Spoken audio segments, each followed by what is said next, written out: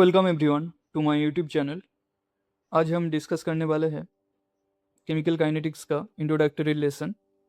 इसमें हम देखेंगे कि कॉन्सेंट्रेशन का टाइम के साथ कैसे चेंज होता है and for a reaction how time dictate the reaction and how we can dictate the mechanism of a reaction. So thermodynamics में we read about the feasibility of a reaction. With the help of thermodynamics, we can determine the equilibrium and the amount of substance present in both sides, and condition change होने के साथ साथ कैसे product और reactant का concentration change होता था। सो ये सब जो थर्मोडाइनमिक प्रिंसिपल है वो कोई रिएक्शन का सपोज ए टू बी उस स्पीड का कोई भी आइडिया नहीं देता था, and how much time it's needed to complete a reaction उसका भी आइडिया थर्मोडाइनमिक्स से नहीं मिलता था। सो वो डिटरमाइन करने के लिए आपको केमिकल काइनेटिक्स का हेल्प लेना पड़ेगा। Chemical kinetics predicts the speed and mechanism of a reaction. तो कोई भी रिएक्शन का रेट को स्टडी करने के लिए एंड उसके साथ क्या कॉन्सेंट्रेशन डिपेंडेंस है ऑफ द रिएक्टिंग स्पीसीज वो जानने के लिए हम काइनेटिक्स का हेल्प लेते हैं। सो thermodynamics determines if a reaction will happen and the relative amount of reactants and products at the end. So this tells about the feasibility of a reaction. But kinetics, this determines कि कितने time में वो reaction complete होगा and how much concentration and conditions affect the speed. And kinetics का जो most important application है वो है कि आपका जो रिएक्शन का जो काइनेटिक डाटा है means the change of concentration with the time for a particular moment that can predict the reaction pathway, how the reaction is taken place, उसका आइडिया हमें मिलता है। We already talk about that thermodynamics predict the feasibility of a reaction and kinetic states about the mechanism and speed of a reaction. So बहुत सारे reactions है जो बहुत ही जल्दी होता है, उसको बोलते हैं instantaneous reaction. For example the acid base reaction. तो ये सब जो इंस्टेंटेनियस रिएक्शंस है वो वर्चुअली इमेजरेबल। सो आपके पास अगर स्पेशलाइज टेक्निक नहीं है तो आप मेज़र नहीं कर सकते। And in medium that is the measurable quantity reaction. For example the N2O5 decomposition reaction, ester hydrolysis reaction, जो स्टैंडर्ड काइनेटिक ऑब्जर्वेशंस है उसमें ये पड़ जाता है। तो एक्चुअली इसका लिमिटेड टाइम्स के लिए रिएक्शंस है, तो we can perform it in a laboratory. And third type is that infinitely slow, मतलब बहुत ही स्लो रिएक्शन है। The reaction between the hydrogen and the chlorine in the dark and graphite to CO2, it takes immense time. So virtually no visible changes आप अपने naked eyes से observe नहीं कर सकते। Suppose one reaction is A to B, तो इसमें time के साथ द अमाउंट चेंजिंग उसका एक प्लॉट ड्रॉ किया है। तो इसमें रिएक्टेंट है A, तो उसका कॉन्सेंट्रेशन टाइम के साथ डिक्रीज करेगा and product concentration with the time it will increase. तो इधर से हम स्लोप ड्रॉ कर सकते हैं। तो A के लिए नेगेटिव स्लोप है एंड B के लिए पॉजिटिव स्लोप है। This kind of slope we can draw. So rate of disappearance of reactant or appearance of product, that is with respect to time, that is unit time, means that change of mole with respect to the change of time, that is unit time. So there appears two kind of rates, एक को बोलते हैं average rate and another is instantaneous rate. Average rate क्या है? Suppose this is a reactant and this is amount versus time plot. So with the time its concentration will decreases. So suppose at time t1 its concentration or amount is N2 and at the time t2 its amount is N1. So the average rate will be the change of number of moles with respect to the change of time or change of amount with respect to change of time. So del Na is equals to N2 minus N1 and del T is equals to T2 minus T1. This is actually the slope that is del n means this difference divided by the del t. इधर एक negative sign है तो इसका बहुत ही important role है. तो actually del t, the change of time is always positive. If suppose this will negative value, then the whole average term should be a positive value. तो इसके लिए रिएक्टेंट के लिए नेगेटिव साइन एंड प्रोडक्ट के लिए positive sign use करते हैं. So to keep the average is positive. तो अनदर टर्म आता है कि इंस्टेंटेनियस रेट. वो क्या होता है, लेट्स सी. तो एक्चुअली एवरेज रेट, सपोज ये एक टाइम है 1 hour and this is a time 3 hour. तो इतना लंबा पीरियड टाइम में अब the rate is measured by our average. But instantaneous rate में क्या है कि at a particular time, if I want to determine the rate of reaction, then we can measure with the help of instantaneous reaction rate. At this time I want to determine the instantaneous rate. तो इसमें से एक tangent draw करना है ये, then उसका respective आपको amount identify करना है, this both amount and the time identify करना है, एंड उसके बेसिस पे आप ये इक्वेशन पे आ सकते हो. It is more useful than the average rate because instead of the period of time, so at a particular time how the concentration is changing with the time for a reactant or product, ये बहुत ही important है and useful भी बहुत है. तो इसके लिए we write that our instantaneous rate is equals to limit del t tends to 0. means ये जो delta, capital delta Na and del t divided by del t, a negative sign for the reactant. So when we are taking the del t tends to 0, then this whole term converted to a small amount, means small change of, this is amount of A and small change of time. So the whole meaning remains same, but the quantity remains short. So dNA, this is the infinitesimal quantity of amount that is changing, and dt at that infinitesimal time range or that short span of time. तो ये dNA is equals to Na4, this is Na4, here this number of moles or amount, minus Na5, this is Na5, okay. So Na4 minus Na5 and del t or dt is equals to T4 minus T5, this is T4 and this is T5. तो ऐसे हम differentiate कर सकते हैं average rate and instantaneous rate के बीच.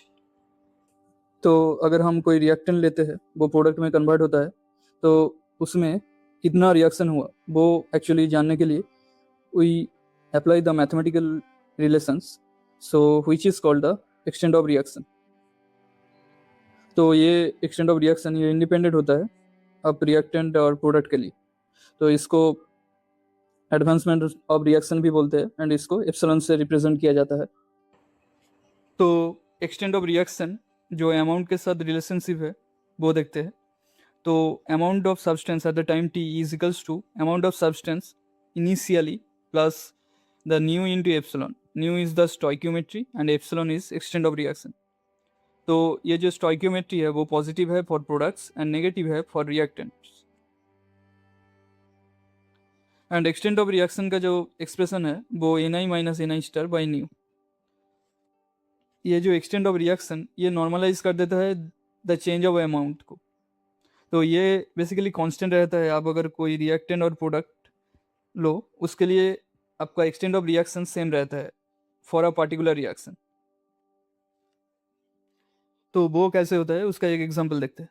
तो suppose N2 and hydrogen is reacting to give the ammonia.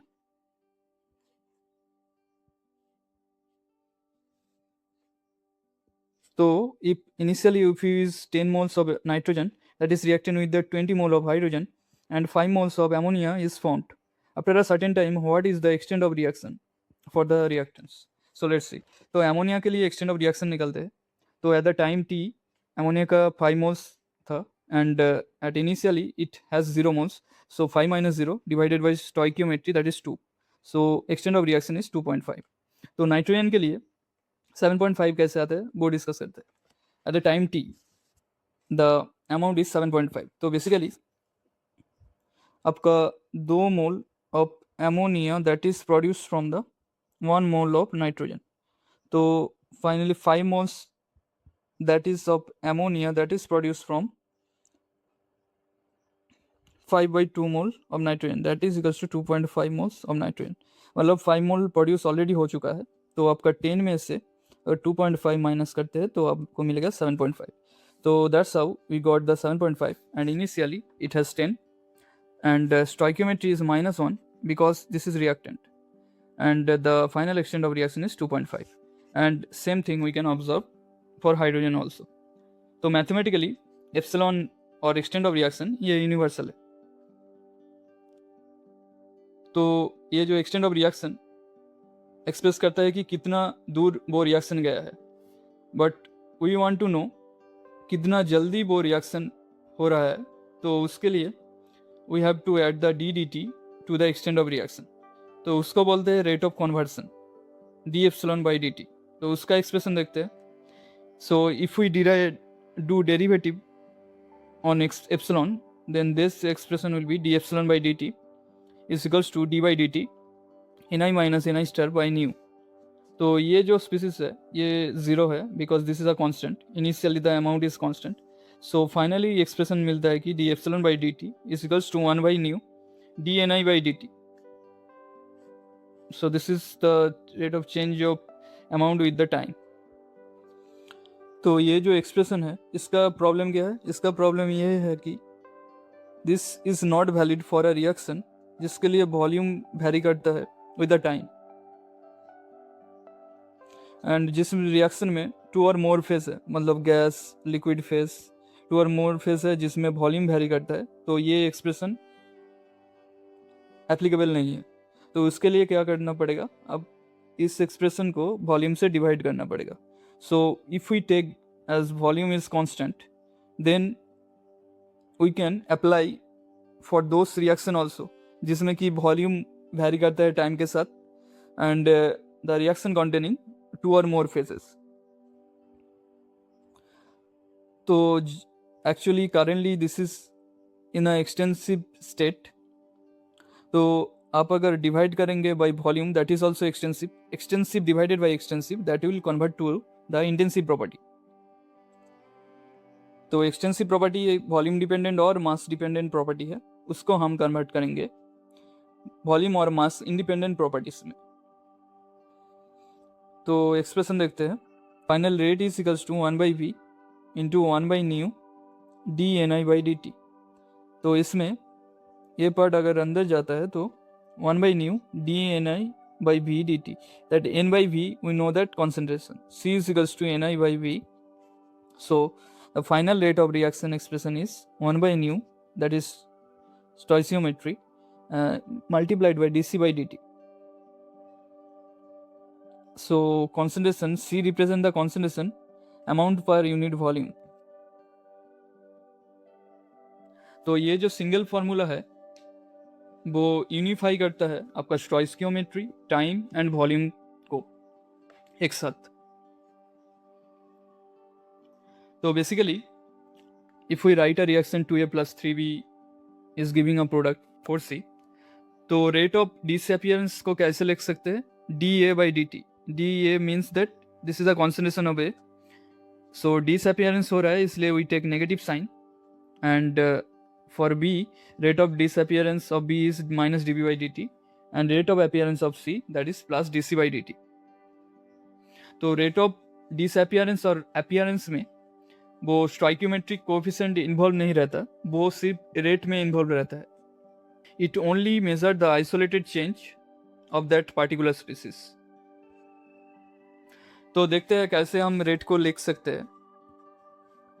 तो this is rate is equals to, तो basically this is a reaction 2a plus 3b giving 4c. तो basically rate of reaction is minus D A by d T. This is rate of disappearance of A and divided by its stoichiometry, that is 1 by 2, and similarly 1 by 3 that is divided by its stoichiometry, and rate of disappearance of B, and divided by its stoichiometry, that is 1 by 4, and rate of appearance of C. So this is final rate equation we can write.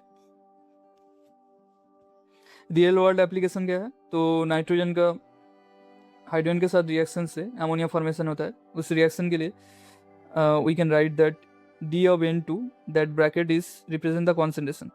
So change of concentration with respect to time means that is the rate of disappearance of nitrogen, and this is actually rate of reaction, and 1/3 D of H2 by dt is equals to 1/2 D of ammonia by dt. So ऐसे हम relate कर सकते हैं। तो अगर कोई reaction में आपको ये वैल्यू दे दिया जाएगा तो आप ये वैल्यू डिटरमाइन कर सकते हैं कि हाइड्रोजन का डिसअपियरेंस का रेट क्या है और अमोनिया का अपीयरेंस का रेट क्या है with the help of this equation. तो लॉ ऑफ मास एक्शन में आते हैं।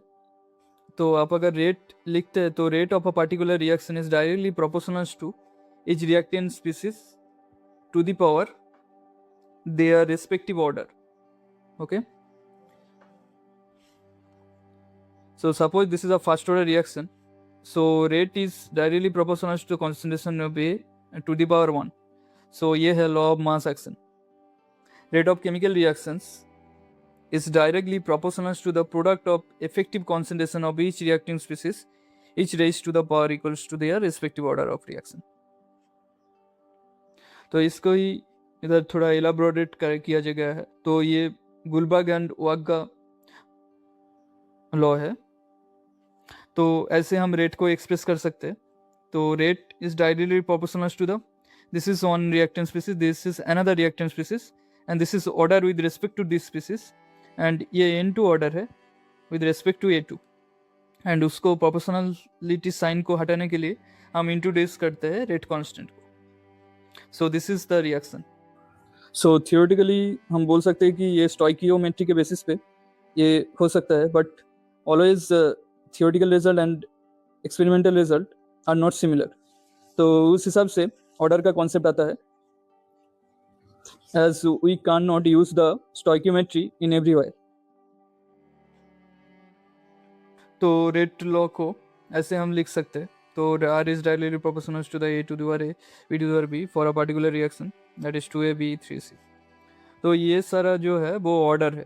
तो इसका स्टोइकियोमेट्री के साथ कोई रिलेशन नहीं है अनटिल वो एक एलिमेंट्री रिएक्शन है, बिकॉज एलिमेंट्री रिएक्शन के लिए आपको जो स्टोइकियोमेट्री है वो ऑर्डर के साथ एक होता है। तो ये जो पावर है ए बी, ये एक्सपेरिमेंटली डिटरमाइंड क्वांटिटीज है। तो वो मे और may not be equals to their stoichiometric coefficient. तो total order of the reaction क्या होगा आपका ए प्लस बी। तो आपका जो ये जो ऑर्डर है वो फ्रैक्शन 0 नेगेटिव हो सकता है। So for most of the complex reaction आपका ऑर्डर एंड स्टोइकियोमेट्री वो इक्वल नहीं है, वो इधर दिखाया गया है।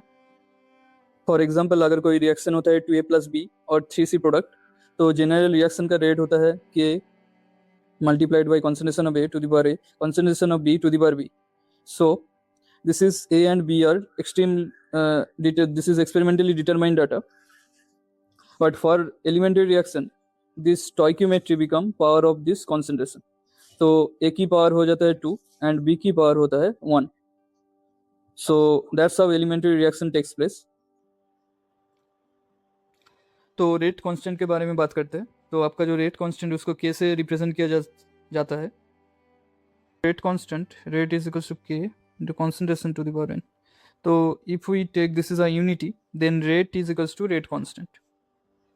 तो ये यूनिट है रेट का, mole decimetre to the power -3 second inverse, and K into concentration, concentration का यूनिट है moles decimetre to the power -3. Okay, so K is equals to rate per concentration to the power n, and इसका n होगा। तो the final unit of K will be mole decimetre to the power -3 to the power 1 minus n second inverse. तो ये for the zero order reaction that n is equals to 0, for first order reaction n is equals to 1, for second order reaction n is equals to 2. तो उस हिसाब से आपका unit of rate constant will change. तो already we know that जो rate constant है उसका unit है mole liter to the power 1 minus n second inverse. तो n है order of the reaction. So for different order how it is vary, let's see. तो zero order reaction के लिए n value is 0, so unit of rate constant is mole liter inverse second inverse.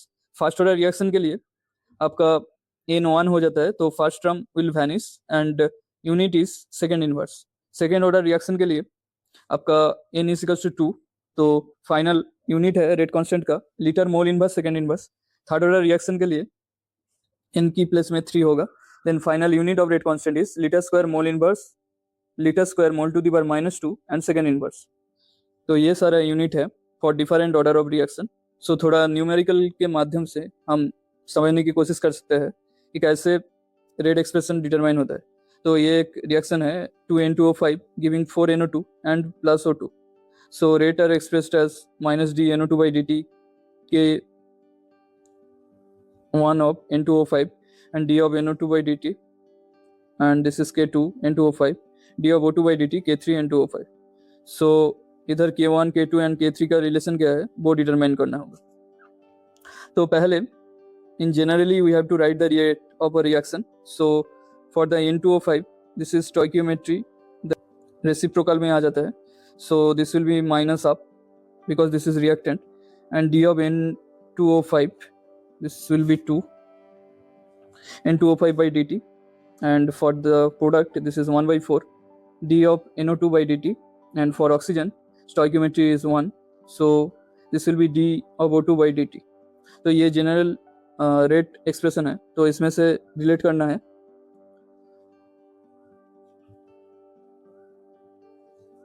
So this rate we can write, this is equals to constant into N2O5, okay। So order we don't know, so with respect to that this is generally rate law, so this K is constant, तो इसके साथ relate करते हैं, then we can relate the other all the constants।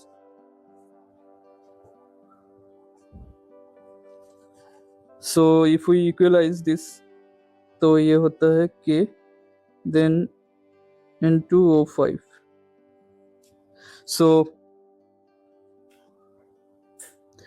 we are just taking the magnitude of it, तो उसमें से relate करने में बहुत आसान होगा, क्योंकि अगर साइन लेते हैं तो उसमें ये रिलेशनशिप मेंटेन नहीं रहेगा।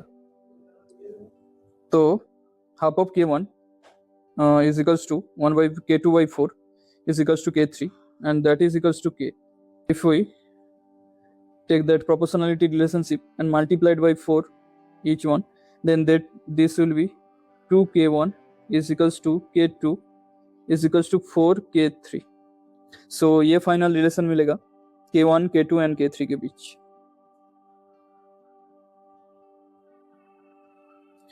और एक क्वेश्चन देखते हैं, ये सेशन नेट जून 2015 का क्वेश्चन है। तो इसमें एक रिएक्शन दिया गया है 2A + 3B giving the product 3Z। So rate of consumption of A मतलब -dA/dt दिया गया है 2 × 10⁻⁴ moles per second. What is the rate of formation of Z? सो पहले रेट एक्सप्रेशन लिखते हैं। तो रेट एक्सप्रेशन है R is equals to -1/2 dA/dt is equals to -1/3 dB/dt is equals to +1/3 dZ/dt। सो ऐसे हम रिलेट कर सकते हैं dA/dt को dZ/dt से। तो we want to determine the rate of formation of Z, तो dZ of dt will be equals to ये 3 अगर इस साइड में मल्टीप्लाई होगा तो 3/2 - dA/dt, this is rate of disappearance of A। उसके बाद अगर वैल्यू सब्स्टिट्यूट करते हैं तो 2 × 10⁻⁴, तो 2 कट जाएगा, then the final answer will be 3 × 10⁻⁴ metre per second. So this is the rate of formation of Z।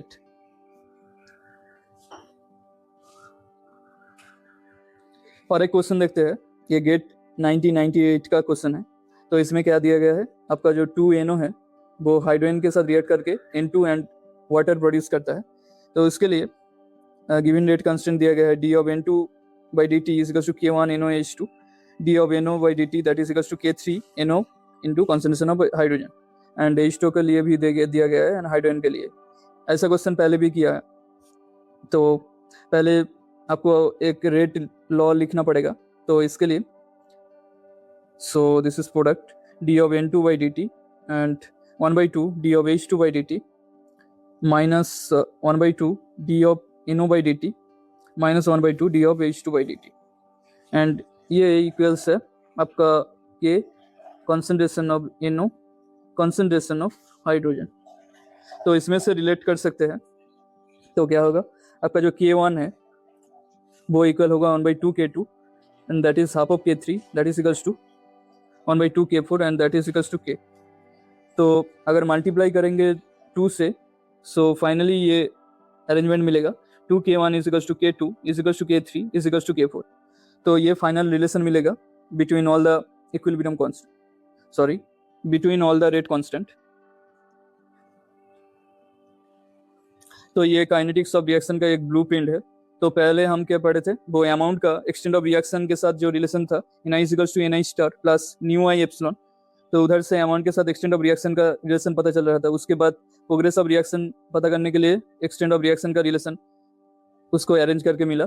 उसके बाद जो कन्वर्सन रेट आप अगर डेरिवेटिव करते हो of extent of reaction with respect to time, तो ये मिलेगा फाइनली। एंड उसके बाद उसका अगर हम एक्सटेंसिव से इंटेंसिव में कन्वर्ट करना चाहते हैं तो उसको वॉल्यूम से डिवाइड करना पड़ेगा। So finally we get this relation. And उसके बाद मास एक्शन, जो लॉ मास एक्शन है, उसको अप्लाई करने के बाद फाइनली रेट लॉ मिलता है ये। तो ये देख सकते हैं कैसे सारे इक्वेशन इवॉल्व हुआ है टाइम के साथ। That's about today. तो नेक्स्ट लेक्चर में कुछ न्यूमेरिकल डिस्कस करेंगे एंड उसके बाद जो zero order, first order, second order reaction है उसके बारे में डिस्कस करेंगे। Thanks for watching the video. If you guys like this video, don't forget to like and subscribe this. Thank you.